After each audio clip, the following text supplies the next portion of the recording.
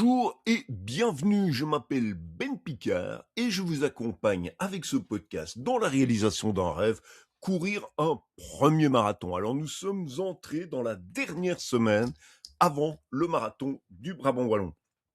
Dans quelques jours, samedi à 16 heures, vous serez sur la ligne de départ et donc aujourd'hui, plus de grande théorie, pas de nouvelle méthode d'entraînement, pas de recette miracle, le travail est terminé, on le sait, nous sommes dans la période d'affûtage et cette semaine, votre mission est très simple, arriver frais, reposé et dans la meilleure forme possible sur la ligne de départ.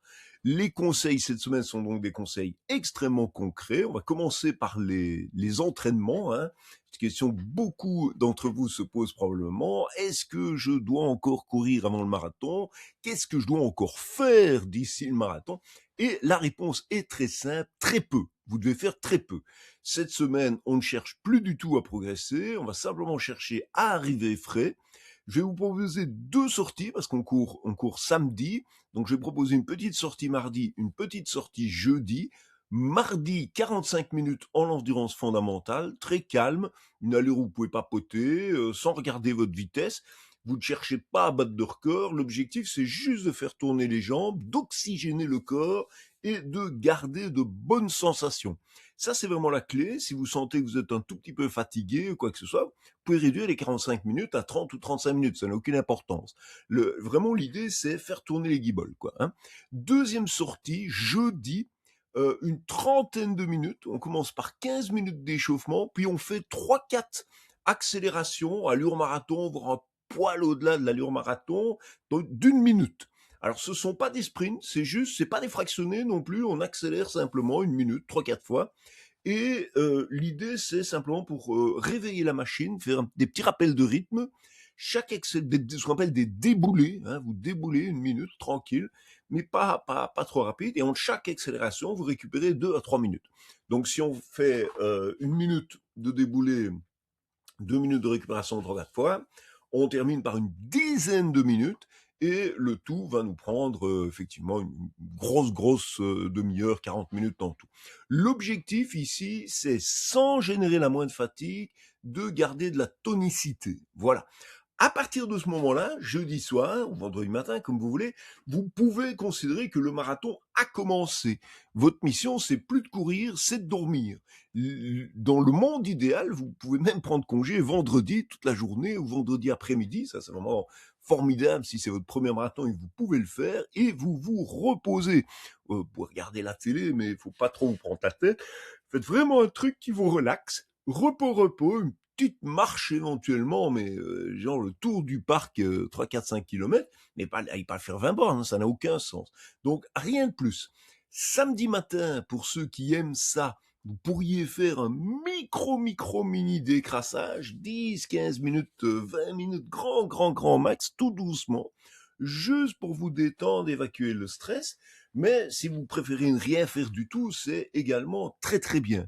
Chose importante, vous ne compensez rien cette semaine par rapport aux semaines précédentes. Vous ne vous dites pas, oh là, il n'est pas fait, il rate une séance, je vais vite faire un 10 km pour me rassurer. Ça, ce serait évidemment la connerie monumentale à ne pas faire, hein. Ce qui vous a préparé au marathon, on l'a déjà dit, c'est les 6 mois au cours desquels nous avons été occupés et les 3 mois intenses où on a construit, on a consolidé et on a affûté, hein. Cette semaine-ci, chaque kilomètre supplémentaire vous apporte très peu de bénéfices, mais peut augmenter évidemment le risque de blessure ou de fatigue. Et personnellement, si je devais choisir entre 1% de conditions physiques euh, en moins ou 2% de fatigue en plus, je crois évidemment que je prends la condition physique, le repos, c'est la clé. Arriver avec l'impression d'en avoir sous le pied, c'est ce qu'on cherche. Alors, on va parler hygiène de vie cette semaine. Le but, c'est dormir, manger, boire. Je dirais même dormir, boire, manger. On va commencer par le sommeil. Moi, je ne peux que vous inviter cette semaine à privilégier de bonnes nuits toute la semaine. Allez dormir plus tôt que d'habitude, une demi-heure plus tôt que d'habitude si vous en avez l'occasion. Le sommeil le plus important, c'est pas nécessairement celui la veille du marathon, hein. En général, on dort moins bien la veille du marathon, c'est normal. On est excité, il y a du stress, on se réjouit, on est impatient. Par contre, les nuits de lundi, mardi, mercredi, jeudi, ça, c'est extrêmement important. Essayez d'en profiter, du coup, pour récupérer un maximum. Alimentation, alors il y a beaucoup de théories là-dessus. Moi, je pense qu'il ne faut pas de stratégie trop compliquée.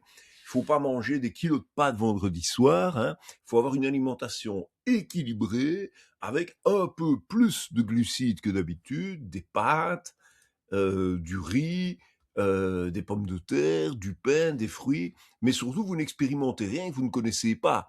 Vous n'allez pas tester une préparation malto spéciale marathonienne, vous n'avez jamais essayé. C'est pas la semaine où on va faire des découvertes, hein. Vous gardez vos habitudes, vous mangez. Alors il y en a qui se bourrent de pâtes pendant des jours et des jours. Je crois que c'est complètement dépassé comme stratégie. Aujourd'hui, on a pour le marathon des gels ou des aliments qui vous conviennent, ne surbourrez pas. Vous prenez juste un peu plus de glucides que d'habitude et surtout hydratation. C'est un troisième facteur important. Là, on a connu des journées très chaudes, là ça a été un peu mieux, ça va remonter pour le marathon. Il est possible donc que le marathon se déroule avec une température élevée. L'hydratation, ça commence maintenant. Ça commence pas samedi matin, il faut boire. Dites-vous que c'est une semaine, vous en profitez, vous vous hydratez, vous prenez, si vous le faites jamais, une bouteille d'1,5 litre de flotte, vous remplirez même 2 fois sur la journée si nécessaire, et vous buvez régulièrement, jamais excessivement, ça n'a rien à boire un demi-litre d'eau, mais buvez plutôt 10 fois, un dixième, 10 fois 15 centilitres, hein, ou 10 fois 30 centilitres, c'est même déjà beaucoup, hein, ce serait mieux 20 fois 15 centilitres, pour boire régulièrement toute la semaine pour vous habituer. Le marathon, c'est une épreuve d'intelligence, d'organisation, autant que d'endurance. Quand il fait chaud, on ne lutte pas contre la météo, on court avec elle, hein, et on démarre éventuellement un peu plus prudemment pour se sauver pour les 10 derniers kilomètres. On s'hydrate s'il fait chaud, donc toute la semaine bien entendu, mais on s'hydrate s'il fait chaud au ravito, à chaque ravitaillement. N'hésitez pas à prendre quelques secondes. Moi, je connais les coureurs, ils ne savent pas s'arrêter au ravito. Si vous faites pas moins de 4 heures au marathon, vous pouvez prendre 30 secondes ou 1 minute pour vous arrêter au ravito, dire bonjour aux gens, boire un coup. Enfin, on arrive au ravito, on prend ses gels, on boit, on mange éventuellement un truc ou l'autre, notamment du salé, on reboit et on repart. S'il y a des douches, hein, s'il y a des points d'eau, s'il fait très chaud, ou des éponges, utilisez-les. Hein, n'oubliez pas que la chaleur, ça part effectivement. Il faut mettre de l'eau sur les bras, mettre de l'eau sur la tête. Ça, c'est vraiment, c'est du gain de temps à la fin, hein. Voilà. Le jour du marathon du BOE, c'est un peu spécial. Ça démarre à 16 heures. C'est assez inhabituel. Marathon de Stockholm qui fait ça aussi. La plupart des marathons, ça démarre le matin. Ici, on va donc être confronté à une difficulté, c'est que vous allez vous réveiller, normalement, vous allez déjeuner le matin, et puis vous allez devoir patienter. Et mon conseil, c'est essayer de vivre une journée la plus normale possible. Bon, vous devrez être vers 13 heures, je sais pas leur début c'est exactement, mais donc vous allez déjeuner normalement, vous allez faire une matinée normale mais sans vous épuiser, manger à midi, comme pour des marathoniens on y vient, donc rien de lourd, rien de difficile à digérer, puis vous allez venir sur le site, et là vous prendrez le bus, etc. Donc le petit déj, pas plus copieux, pas plus compliqué, pas de brunch géant, pas de compensation, vous préparez tranquillement votre matériel, votre dossard, vos chaussures, vos chaussettes, la tenue, votre montre, vos gels, hein. Je rappelle que moi je prends du 5, 10, 15, 20, 25, 30, donc 6 gels dont j'ai prévu de m'alimenter dès le 5e kilomètre, hein, pas au 10 ou au 15. Moi, je m'alimente du 5 au 30 et j'ai encore éventuellement l'un ou l'autre gel en backup au-delà du 30, mais en général, je n'en ai pas besoin. Vos vêtements de rechange pour l'arrivée, idéalement, préparez tout ça dès le vendredi soir. Et votre essuie aussi pour après l'arrivée, vous êtes trempé, etc. Essayez d'avoir tout en bien séparé, hein, vos affaires prêtes pour le marathon, des épingles pour pouvoir attacher votre dossard, casquette, crème solaire éventuellement, et un sac avec vos vêtements post-marathon. Prenez des vêtements confortable, hem et plus confort possible parce qu'après le marathon, on peut avoir des frictions et cetera.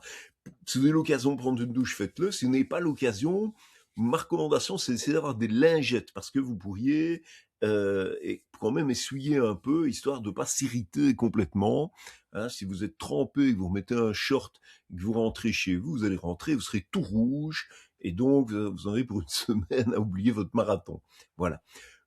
Donc ça, préparation matin, préparer tout bien bien idéal. Moi, ce que je prends aussi pour après le marathon, mais chacun fait ce qu'il veut, je prends de quoi m'alimenter. L'idéal, c'est évidemment, des protéines après le marathon. Personnellement, je prends du CCML, par exemple, hein, qui s'appelle désormais Chocomel, mais moi je dis CCML. Je prends du CCML, je prends de l'eau, mais CCML parce que ça contient évidemment des protéines, ou du choco. Je prends également, par exemple, des tartines au jambon ou quelque chose comme ça. Pas des trucs trop lourds, mais pour récupérer en protéines post, marathon. Il y a des boissons post, course, hein, chez Decathlon, ils ont notamment une excellente boisson chocolatée post-épreuve. J'en ai toujours 1 litre avec moi pré-préparé à l'occasion, évidemment, du marathon. Donc pour post-marathon, mes affaires sont prêtes, j'ai des lingettes, j'ai un essuie, j'ai de la nourriture pour après. Le repas de midi, vous devez faire un repas le plus simple possible. Le principal caractéristique, c'est qu'il doit être facile à digérer. Donc ne faites pas une sauce tomate avec des oignons. C'est pas grave, même si vous aimez bien, même si c'est bon. Les intestins ont plus difficile de digérer ça, même si vous avez 30 ans. Vous avez 60, vous le savez. Mais même jeune, effectivement. Donc prenez un truc simple à digérer, glucides, protéines, hein, éventuellement des pâtes au jambon, du riz, des choses qui vont bien, sans excès. Durant l'après-midi, vous économisez vos jambes, vous évitez de rester debout pendant des heures, vous ne vous baladez pas pendant des heures, vous évitez de visiter le village du marathon 3 fois, vous vous installez au calme, vous lisez, vous discutez, vous écoutez éventuellement de la musique, vous vous relaxez, vous allez avoir besoin de toute votre énergie pour le marathon. Un bon truc, c'est quand même d'avoir aussi de l'eau, hein, s'hydrater, prévoir une boisson d'attente. Alors, n'improvisez pas si vous ne l'avez jamais fait, mais moi j'utilise des boissons avec des électrolytes personnellement comme boisson d'attente, ce qui me permet de monter aussi mon niveau d'électrolytes. Voilà. L'idée, c'est une boisson d'attente, de la musique, un bouquin éventuellement qui vous plaît bien, pas un truc trop compliqué, hein, un chouette roman ou quelque chose qui vous plaît, qui vous permet de vous poser avant le départ du marathon, puisque vous allez prendre le bus vers 13h, 13h30. À 14h30, 15h, vous allez vous retrouver sur le départ, et là, vous avez 1 heure à glander. Donc, il faut utiliser cette heure la plus calmement possible. Mettez-vous à l'ombre, hein, il y a du soleil, il y a aussi des endroits où on va à l'ombre, il y a moyen de s'asseoir, il faut être le plus cool possible. Alors, bouquin, faites attention, vous êtes au départ du marathon, il y a des possibilités de mettre, ça il faut vérifier avec l'organisateur, mais normalement on peut déposer un sac dans le camion, et donc vous pourriez mettre éventuellement, si bon, il fera chaud, donc c'est pas nécessaire, mais s'il faisait pas chaud, vous pourriez avoir une veste et votre bouquin qui partirait, que vous récupériez à l'arrivée, puisqu'il s'agit d'une course en ligne. Alors au moment du départ, surtout, on reste calme, on est parti, alors pour certains 4-5 heures, hein, normalement j'aurais dû vous accompagner en 5-15, mais comme vous le savez, je suis blessé, donc je serai à l'arrivée, je vais tenir le micro de l'arrivée et commenter les arrivées, donc je vous saluerai à l'arrivée, mais vous allez courir le marathon par vous-même, forcément, c'est très bien. Les 5 premiers kilomètres, chacun découpe comme il a envie. Moi, j'ai déjà dit, pour moi, ce sont 5 kilomètres d'échauffement. On se calme, on se retient, on serait tenté de se laisser rouler. Si vous êtes en 5-15 dans un marathon comme le BE ou en 5 heures dans un marathon comme le BE, vous êtes parmi les derniers. C'est normal, pas d'inquiétude, il y a un vélo-balai loin derrière. On laisse partir ceux qui vont battre leur record du monde, on profite des kilomètres, on profite de l'ambiance, on papote un petit peu, attention, papoter ça fatigue aussi, donc si vous papotez, laissez les autres papoter, pas vous épuiser non plus, on discute, on profite. À partir du 5e kilomètre, on est dedans. Alors, il n'y a pas tout à coup un moment, boum, on se lance, hein, c'est dans la continuité. Pour moi, le cœur du marathon, ce sont les kilomètres du 5 au 27.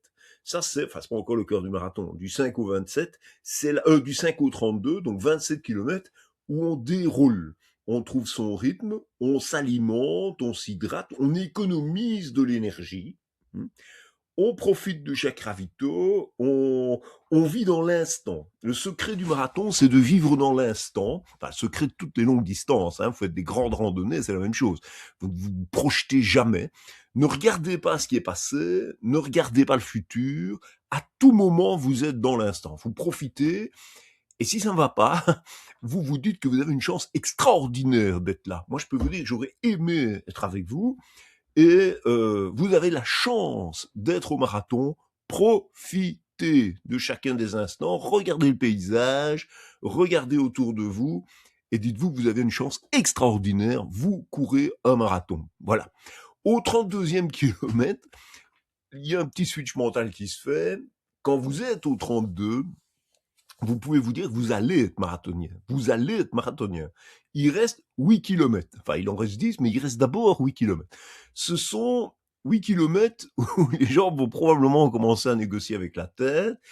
Et là, vous allez passer du physique au mental. Là, mentalement, vous vous dites, moi, j'y vais, j'y suis, j'en profite. Voilà. C'est le moment où le mental prend le relais. C'est le moment, ça va durer une petite heure, un peu moins et plus vite, un peu, voilà. 8 kilomètres, c'est 1 heure. C'est typiquement entre la 4e et la 5e heure. Si vous courez en 5-15, c'est exactement ce qui va se passer. Vous aurez fait 40 minutes d'échauffement, vous aurez sûrement fait 3h20 de tempo, c'est à peu près la taille, et puis vous avez 1 heure un peu plus compliquée. Voilà. C'est le moment de s'accrocher, c'est là que se fait le marathon, et c'est là que vous devenez marathonien. Au 40e kilomètre, sur un dernier ravito, alors dans le cas du Brabant Wallon, vous serez sur le Ravel en descente, puis vous arriverez à Jodogne, là vous n'êtes plus en descente, mais vous arrivez à Jodogne, quoi, vous êtes dedans. Là, on comprend qu'on a gagné. Vous allez entendre le public, vous m'entendrez au micro, à distance. C'est un moment où vous devez savourer.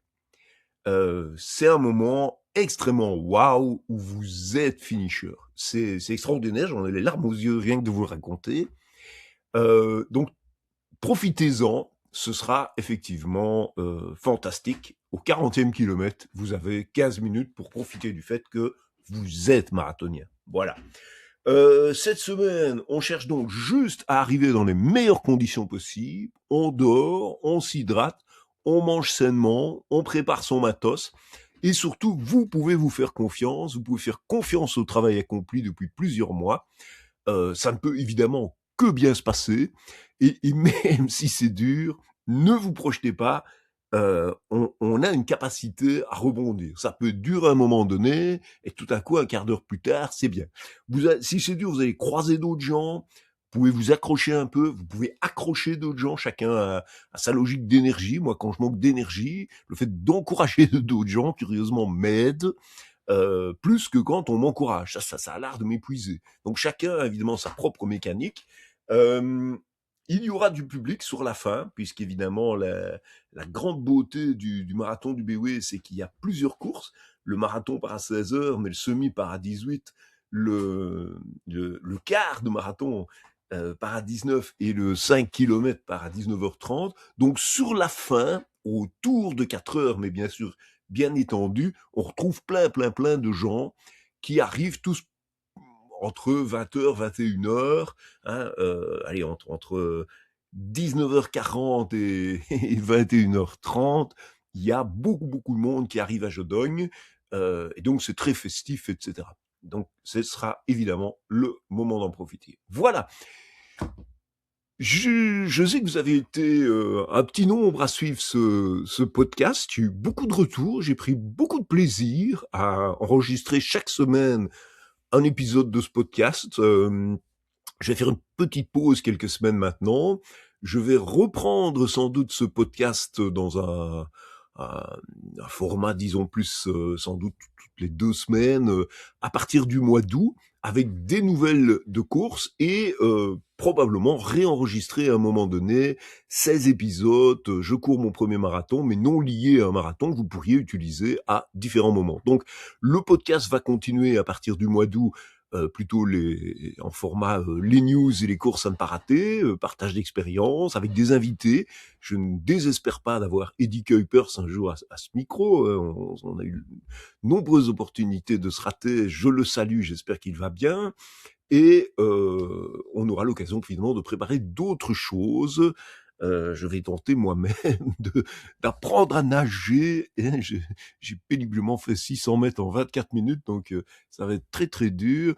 Mais pour faire un premier triathlon promo fin août, lorsque mon tendon sera réparé, et enchaîner ensuite avec peut-être un demi ou un demi-triathlon serait évidemment pas mal, ou en tout cas un peu plus long qu'un promo l'année prochaine. Voilà, il y a plein de belles courses, hein, au-delà du marathon du BOE, il y a plein de belles courses à faire. Je pense qu'il reste quelques places pour la descente de la Lesse, qui n'est qu'un 21 km, mais un peu nature, avec 8 km, enfin 9 km magnifiques, suivi de 12 km très très très beaux. Enfin, les très beaux sont plats, les magnifiques sont un peu plus costauds. Il y a plein de belles courses. Il y a aussi des marathons d'automne. Il reste de la place à Bruges. Donc c'est très très chouette marathon également. Donc votre vie de marathonien n'est pas du tout finie. Elle commence avec le statut je suis marathonien ce samedi, et elle se poursuit dans de très nombreuses courses où, j'espère, nous aurons l'occasion de nous recroiser très bientôt. Pour tous ceux qui seront au marathon du Brabant wallon, venez me saluer à l'arrivée. On se boit une chope et on se réjouit de toutes les courses que l'on aura encore l'occasion de faire ensemble.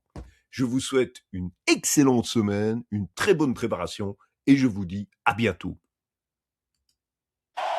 Voilà, Jodogne, on est là, on est bon.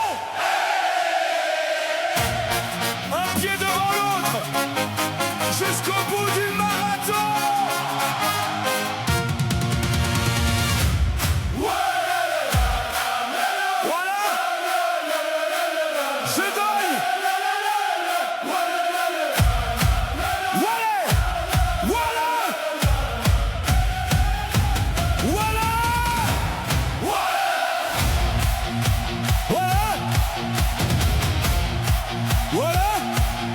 Voilà, Jodogne, on est là, hey, un pied devant l'autre, jusqu'au bout du marathon. Il peut faire chaud, on s'en fout, on a la pêche jusqu'au bout. Un dossard, un grand sourire et des copains pour nous suivre. Marathon du Brabant wallon, tous ensemble, même passion. On court, on tient bon courage, on se dépasse. Marathon du Brabant wallon, un pas puis un autre, pardon. Si on souffle comme un camion, on arrive tous à Jodogne. Quand tes jambes disent stop, que ta tête veut faire de